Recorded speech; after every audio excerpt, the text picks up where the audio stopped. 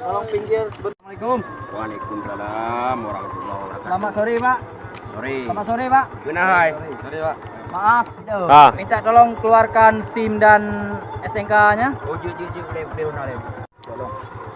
Dan ini boleh kau lena tangan lagi ke tenggai tak? Lagi tinggal di Pada lena dia. Rumah bang nak kemahnya tangan dempet garut dong. Oh, dempet garut dong. Tidak bisa nih, harus ditilang. Anda terkena sanksi bang. Tidak bisa. Tidak bisa. Ini apa nih? Anak meliang kau?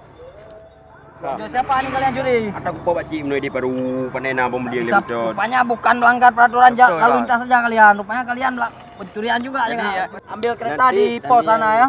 Gak bisa turun. Gak bisa ambil kereta di Ada betul Nuhan. Nanti ambil kereta di Polres nanti. Sidangnya tanggal bulan 2 nanti. Gak bisa. Gak bisa.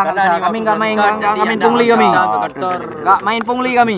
Turun. Makin kamu beri makin narasia. Ada di kamu. Bahaya. Nah, tidak bisa. Nanti Nanti ambil kereta. Ada betul. Nanti ambil di Polres. Menyerah mana boleh. Makin kamu beri becok Honda lah mi.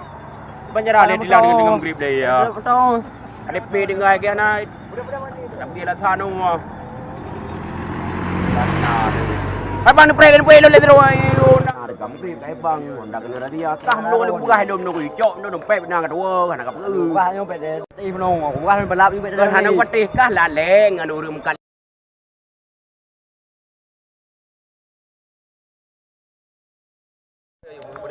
Boleh.